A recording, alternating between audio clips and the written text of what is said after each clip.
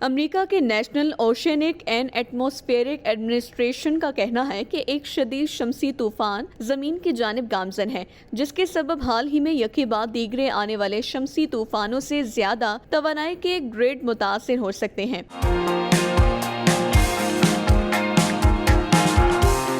ادارے کی جانب سے شدید جیو میگنیٹک طوفان کے متعلق یہ انتباہ رواں ہفتے کے ابتدا میں سورج سے خارج ہونے والی توانائی کا مشاہدہ کرنے کے بعد دیا گیا ہے۔ ایسا شمسی طوفان وقتی طور پر توانائی اور ریڈیو سگنلز میں خلل ڈال سکتا ہے۔ NOAA نے پاور پلانٹس اور زمین کے مدار میں گھومتے اسپیس کرافٹس کے آپریٹر سے حفاظتی اقدامات لینے کی تنبیہ کی ہے۔ ادارے نے فیڈرل ایمرجنسی مینجمنٹ ایجنسی کو توانائی کے ممکنہ تعطل کے متعلق بھی خبردار کیا ہے۔ ماہرین کے مطابق یہ شمسی طوفان مئی کے مہینے میں زمین سے ٹکرانے والے شمسی طوفان سے زیادہ شدید نہیں ہوگا، لیکن اس سے متعلق ان کو اس وقت تک علم نہیں ہو سکے گا جب تک یہ طوفان اس کو پیمائش کرنے والے اسپیس کرافٹ سے 10 لاکھ میل کے فاصلے تک نہ پہنچ جائے۔ سورج ایک ستارہ ہے جو برقی ہائیڈروجن کا ایک ابلتا ہوا انبار ہے۔ جب یہ مادہ حرکت میں آتا ہے تو اپنی انتہائی پیچیدہ مقناطیسی فیلڈ میں توانائی بھی جمع کر جاتا ہے۔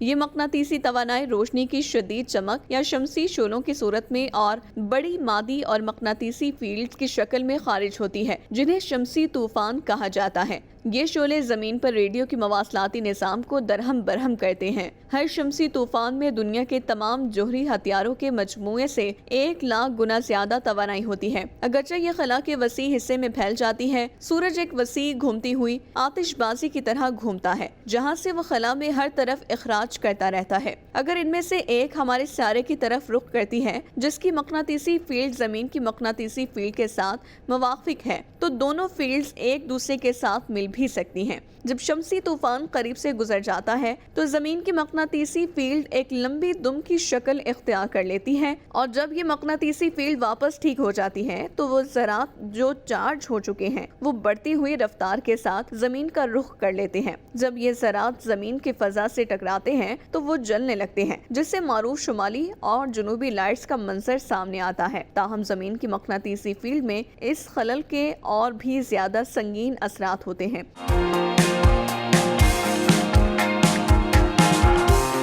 خیال کیا جاتا ہے کہ 1972 میں سمندری بارودی سرنگیں اسی وجہ سے پھٹی تھیں۔ ان بارودی سرنگوں کو اس طرح تیار کیا گیا تھا کہ وہ آنے والی کشتیوں کے مقناطیسی فیلڈ کو جانچ سکیں، مگر ان کو بنانے والوں نے یہ نہیں سوچا کہ شمسی طوفان سے بھی یہ ہو سکتا ہے۔